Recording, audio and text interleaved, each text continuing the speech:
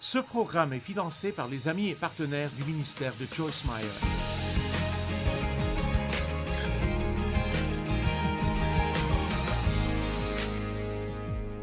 Hier soir, nous avons parlé de comment s'occuper du doute et nous avons parlé de beaucoup de choses fondamentales concernant la confiance en Dieu, en particulier nos défis dans la vie et ne pas passer tout notre temps à essayer de comprendre. Et donc, je voudrais parler maintenant de certaines des raisons pour lesquelles nous souffrons, bien que nous ne puissions pas toujours comprendre. Mais d'abord, je veux dire que vous ne feriez jamais confiance à personne si vous ne croyez pas qu'il soit digne de confiance. Et donc, pour faire confiance à Dieu, nous devons en savoir plus sur le caractère de Dieu. Étudier le caractère de Dieu est une très bonne chose à faire et c'est quelque chose que j'aime vraiment prêcher. Une des choses principales à propos de Dieu est que Dieu est bon. Si vous ne pouvez pas comprendre autre chose, le diable est mauvais et Dieu est bon. Amen. Nous pouvons faire ça. Et Dieu a dit, j'ai mis devant toi la vie et la mort, le bien et le mal. Choisis la vie afin que tu vives toi et ta postérité. Maintenant, Dieu est souverain et il peut faire tout ce qu'il veut quand il le veut. Mais quand il a laissé le libre choix à l'homme, il a ouvert la porte pour que le péché vienne dans le monde à travers les mauvaises décisions. Dieu ne voulait pas d'un groupe de robots qu'il aime et qui lui obéissent parce qu'ils doivent le faire. Il voulait que nous prenions les bonnes décisions. Et donc, nous voulons poser cette question cet après-midi que tant de gens ont, et surtout les gens qui sont peut-être indécis. Ils cherchent une raison de ne pas croire en Dieu. Ils cherchent une raison de ne pas servir Dieu.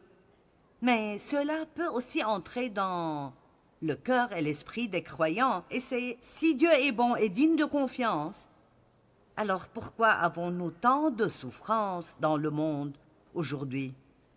Pourquoi de mauvaises choses arrivent-elles avec de bonnes personnes pieuses? Est-ce que Dieu cause la souffrance? On me pose ces questions. Eh bien, s'il ne le fait pas, la permet-il? S'il est souverain et il peut faire n'importe quoi, alors pourquoi n'arrête-t-il pas la maltraitance des enfants, la maladie, la faim dans le monde et des choses comme ça? Pourquoi des enfants meurent-ils à cause du cancer? Pourquoi certaines bonnes personnes meurent jeunes alors que des personnes méchantes vivent longtemps? Pourquoi ai-je perdu tout mon argent de retraite? Pourquoi mon enfant est-il mort alors que je priais pour lui? Le pourquoi peut conduire une personne à la folie si elle ne peut pas l'accepter. Et l'une des choses que j'ai essayé d'expliquer très clairement ce matin est que nous devons être en paix, même en ne sachant pas. Et si vous n'étiez pas ici ce matin, et même si vous l'étiez, je veux m'assurer que vous entendez cela. Nous devons être en paix, même en ne comprenant pas, parce que cela fait partie de servir Dieu. Même si nous ne comprenons pas, il comprend. Et si nous avons toutes les réponses, il n'y a aucune raison de faire confiance à Dieu. Vous comprenez cela?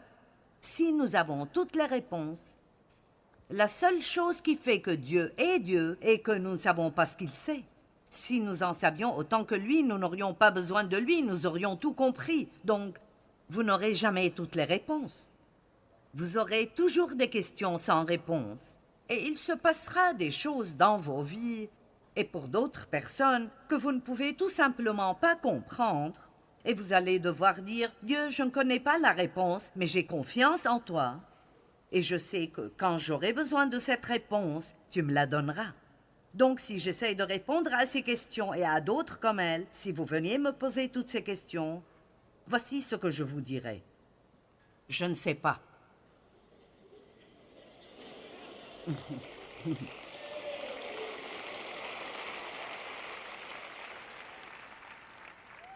Et je pense que l'une des plus grandes erreurs commises par les enseignants et les prédicateurs et d'essayer de répondre à des questions auxquelles ils ne connaissent pas la réponse, car ils pensent qu'ils doivent avoir l'air intelligents. Et pour dire vrai, je n'ai pas la réponse à toutes ces choses. Il y a des réponses que je peux donner, et je vais vous donner quelques raisons cet après-midi pour lesquelles les gens souffrent. S'il y a des choses que nous pouvons faire à ce sujet, alors nous devrions les faire. Nous pouvons apprendre de nos erreurs. Mais je n'ai pas toutes ces réponses. Mais je vais vous dire ce que je sais. Je sais que je sais que je sais que Dieu est bon. Je le sais. Et juste parce que de mauvaises choses arrivent, ce n'est pas une invitation pour nous de blâmer Dieu. La raison pour laquelle de mauvaises choses arrivent est le péché dans le monde. Ce n'est pas nécessairement notre propre péché, cela pourrait l'être. Nous avons parfois des problèmes dans notre vie parce que nous faisons des choses stupides. Vous êtes d'accord avec moi à ce sujet? Parfois nous voulons juste... À quel point la vie serait-elle meilleure si nous ne faisions que suivre la paix? J'ai mis devant toi la vie et la mort. Choisis la vie afin que tu vives toi et ta postérité. Nous prenons de mauvaises décisions et lorsque nous rencontrons des problèmes, nous voulons que Dieu nous tire de là et s'il ne le fait pas, nous nous fâchons contre lui. Et la vérité est que nous n'avons pas fait ce qu'il nous a dit de faire. Cela ne signifie pas que nous perdons notre relation avec Dieu ou qu'il est en colère contre nous. Mais nous jetons aujourd'hui un nouveau regard sur ce que dit la Bible. Celui qui sème pour sa chair moissonnera de la chair la ruine, la corruption et la destruction, mais celui qui sème pour l'esprit moissonnera de l'esprit la vie éternelle. Dieu nous aime et cela n'est pas d'après ce que nous faisons ou ne faisons pas. Et quand nous avons des problèmes, cela fait plus mal à Dieu que ça nous fait mal. Écoutez-moi, si vous avez un enfant qui a des problèmes, j'ai entendu une déclaration intéressante. Une mère n'est jamais plus heureuse que son enfant le plus malheureux.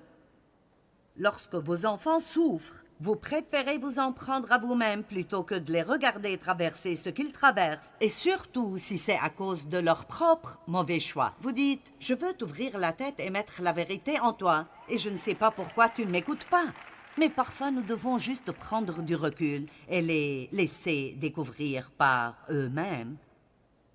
Et parfois, c'est ce que Dieu doit faire avec nous. Il nous dit quoi faire. Et si nous ne le faisons pas, il nous aime toujours. Mais il y a un principe à l'œuvre sur la terre, depuis la Genèse jusqu'à la fin des temps, et c'est que une bonne semence donnera un bon résultat et une mauvaise semence donnera un mauvais résultat. Alors oui, certains de nos problèmes sont le résultat de notre péché, mais quand j'ai des problèmes dans ma vie, j'ai une assez bonne relation avec Dieu pour aller vers lui et lui dire « Est-ce quelque chose que j'ai fait qui a ouvert cette porte ?» Parce que je veux apprendre. Vous savez, parfois, je peux agir stupidement et je ne sais pas que j'agis stupidement. Parfois, je fais quelque chose que Dieu a besoin de me montrer, car parfois nous faisons des choses et nous les faisons si vite que nous ne réalisons même pas vraiment que nous les avons faites. Une nuit, j'avais vraiment du mal à dormir. Et j'aurais dû demander à Dieu plus tôt, mais j'ai attendu jusqu'à 5 heures du matin, après avoir tourné et tourné toute la nuit. Mon Dieu, qu'est-ce qui ne va pas? Et juste comme ça, il m'a montré quelqu'un envers qui j'avais été impoli la veille. Et ça s'est passé si vite, et j'ai dépassé cela si vite, je ne m'en souvenais même plus. Et je devais vraiment aller m'excuser auprès de cette personne. Et cela ne serait pas arrivé si Dieu ne m'avait pas révélé ce que j'avais fait. Et ainsi, dans sa bonté, que tout le monde dise bonté, dans sa bonté, il a perturbé mon sommeil jusqu'à ce que je sois assez intelligente pour dire « Qu'est-ce qui se passe ici ?» Et il me l'a montré, pas pour me faire me sentir mal, mais pour que je puisse m'en occuper. Donc, c'est parfois sage de simplement dire « Mon Dieu, est-ce que j'ai ouvert une porte ici? Y a-t-il quelque chose que j'ai fait que tu dois me montrer? » S'il ne vous montre rien, alors ne faites pas d'expédition de fouilles pour tenter de découvrir le péché qui vous a causé des problèmes dans votre vie. Vous m'entendez? C'est la pire chose au monde à faire. Eh bien, Dieu doit me punir. ou je dois avoir fait quelque chose de mal. Écoutez, Dieu vous fera savoir s'il y a quelque chose que vous devez voir, et s'il ne vous le montre pas, alors vous n'avez pas besoin d'essayer de comprendre. Amen. Et ainsi, parfois, notre propre péché cause nos problèmes. Plusieurs fois, le péché des autres nous cause de la souffrance et du malheur. Ce n'est pas mon péché qui a poussé mon père à me maltraiter sexuellement. C'était son péché.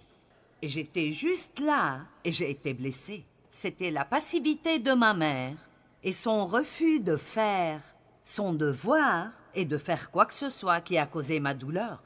Et oui, c'est mauvais, et oui, c'est injuste, mais voici la bonne nouvelle. Une fois qu'une personne commence à faire ses propres choix, les mauvais choix de mon père m'ont fait mal. Et j'aurais aimé que Dieu m'en ait sorti, mais il ne l'a pas fait. Cependant, dès que j'ai commencé à prendre mes propres décisions, chaque bon choix que j'ai fait a commencé à renverser les résultats de chaque mauvais choix qu'il a fait. M'entendez-vous? Donc, au lieu de passer le reste de votre vie à être énervé et amer parce que quelqu'un ne vous a pas bien traité, et passer toute votre vie à essayer de comprendre pourquoi, laissez tout cela avec Dieu et faites-lui confiance pour faire quelque chose d'autre qu'il fait bien, et c'est qu'il fait quelque chose de bien avec n'importe quoi dans notre vie, peu importe à quel point c'est mauvais.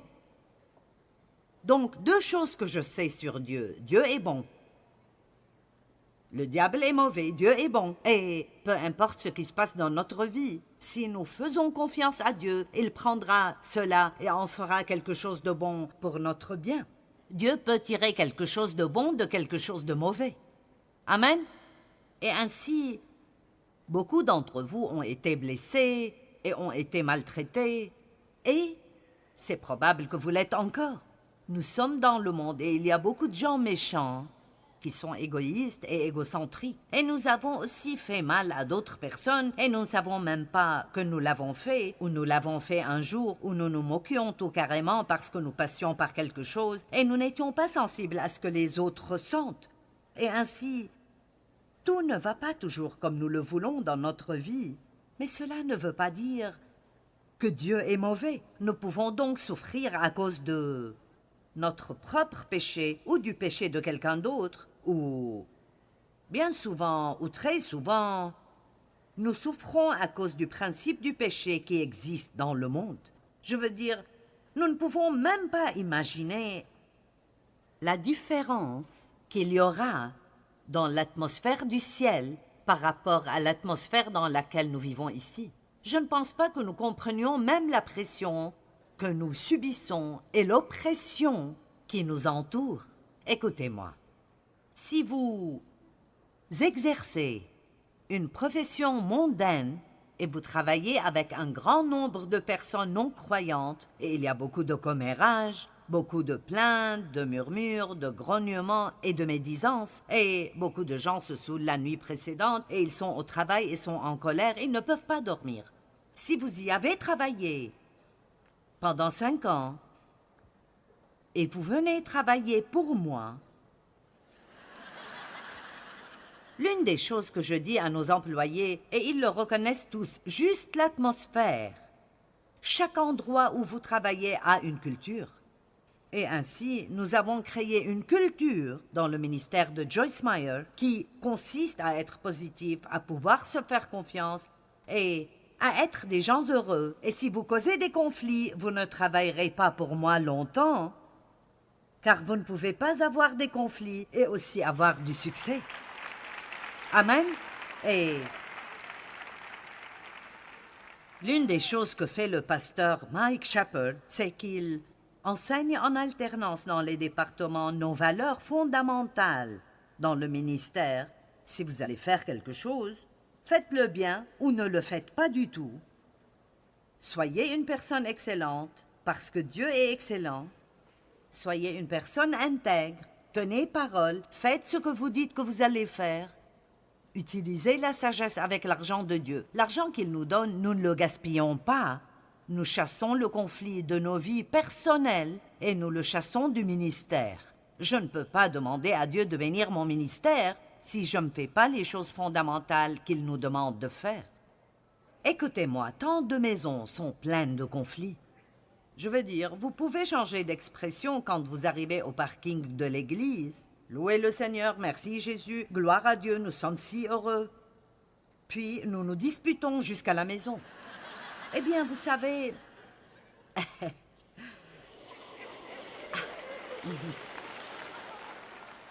Allez, je le sais, Dave et moi le faisions tout le temps.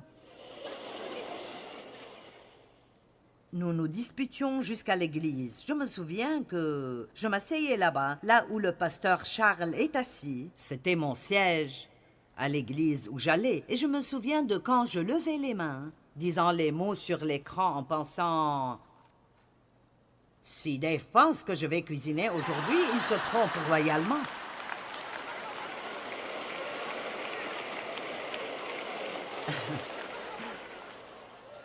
J'apporte le sacrifice de louange dans la maison du Seigneur. Oup, oup, oup. Allez, vous connaissez cette chanson?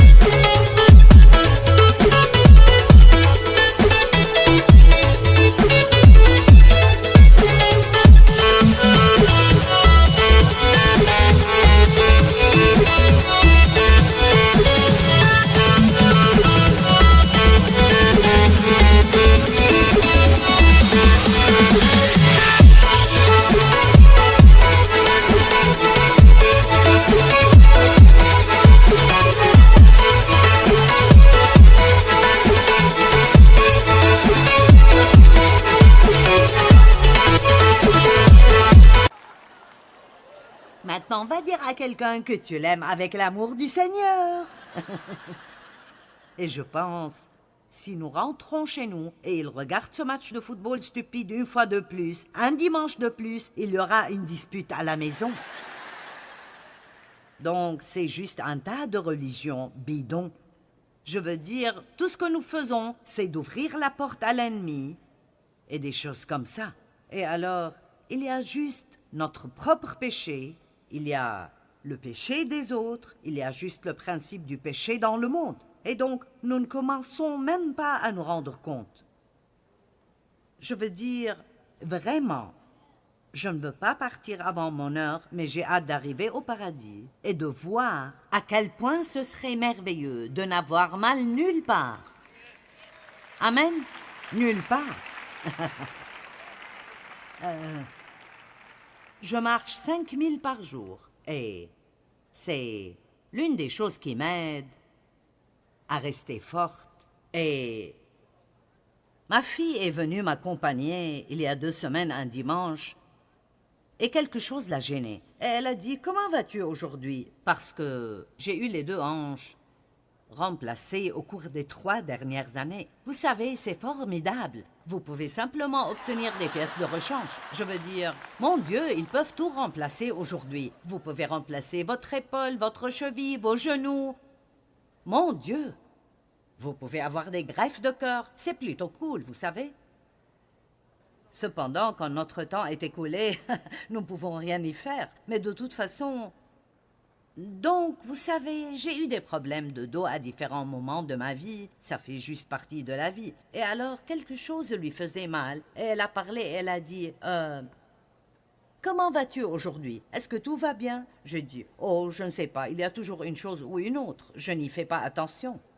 Et donc, Nous ne savons même pas à quoi ça ressemblera d'avoir un corps glorifié et de ne rien avoir qui nous fait mal ou nous dérange et de vivre dans une atmosphère d'amour et de confiance complète et totale.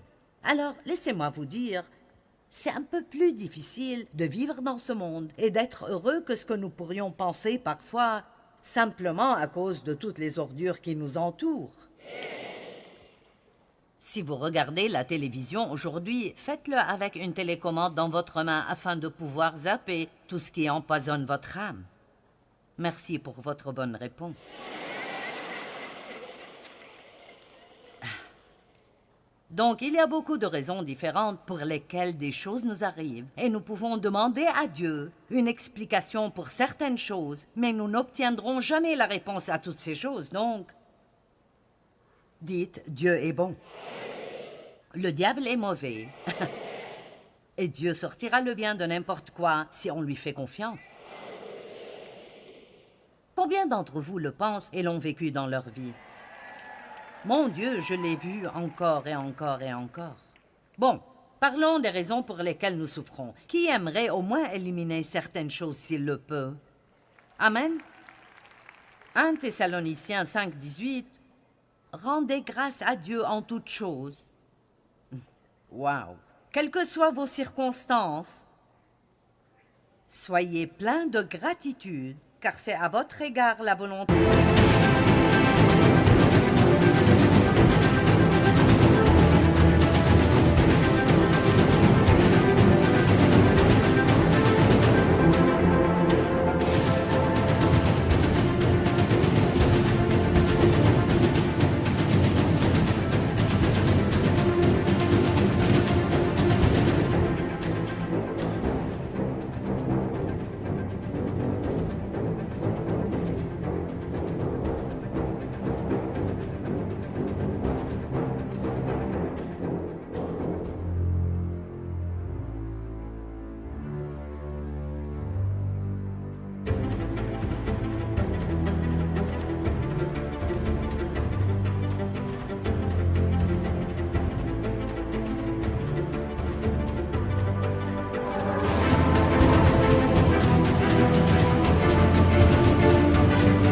De Dieu en Jésus-Christ, le révélateur et le médiateur de cette volonté. Vous savez, être reconnaissant pour ce que nous avons nous aide vraiment à traverser les moments où nous n'avons pas ce que nous aimerions avoir. Je vais le répéter. Être reconnaissant pour ce que nous avons nous aide à traverser les moments difficiles car nous avons des besoins qui ne sont pas encore satisfaits. Nos mots de gratitude, j'ai écrit ceci et je l'ai coloré parce que je l'ai dit et ça m'a plu. Nos paroles de gratitude face à la souffrance, en particulier les souffrances injustes, sont une preuve plus forte de notre confiance en Dieu, plus que toute autre chose que je sache. Lorsque vous vivez une situation injuste, indue et cruelle, ce n'est tout simplement pas juste et vous pouvez toujours remercier Dieu ces jours-là. Sincèrement, c'est une très bonne preuve que vous avez votre confiance en Dieu.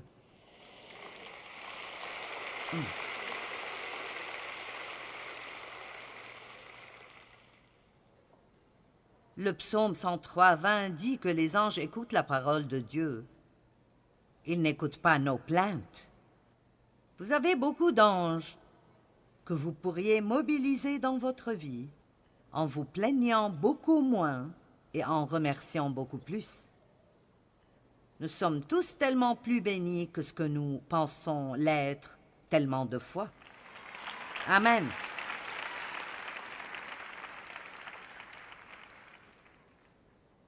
Ce n'était jamais l'intention de Dieu que les gens souffrent. Quand il a mis Adam et Ève dans le jardin, il n'avait de grands projets que pour leur joie et leur bonjour. Ce n'est pas Dieu qui a tout gâché, ce sont les gens qui ont tout gâché. Nous devons cesser de blâmer Dieu pour des choses dont il n'est pas responsable. Ne dites jamais, quand vous avez un problème, « Seigneur, ne m'aimes-tu pas ?» Ne dites jamais cela.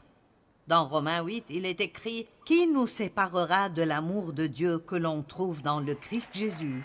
Ni les problèmes, ni les épreuves, ni les choses injustes. Ne dites jamais Dieu ne m'aime-tu pas? Le fait même qu'il ait envoyé Jésus mourir pour vos péchés est une preuve suffisante qu'il vous aime pour toute votre vie. »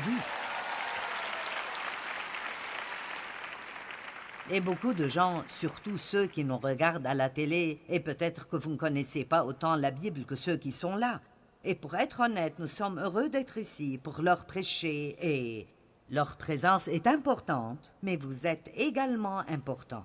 Et l'une des raisons principales pour lesquelles je fais ça est en raison du nombre de personnes que nous pouvons aider par le biais des médias. Et je veux que vous sachiez que peu importe ce que vous vivez, Dieu vous voit, il vous connaît, il se soucie de vous. Il a un bon plan pour votre vie et Dieu n'est pas la source de vos problèmes. Le voleur, Satan, ne vient que pour tuer, voler et détruire, mais Jésus a dit « Je suis venu pour que vous puissiez jouir de votre vie et en profiter pleinement jusqu'à ce qu'elle déborde, et Dieu vous aidera si vous le lui permettez. »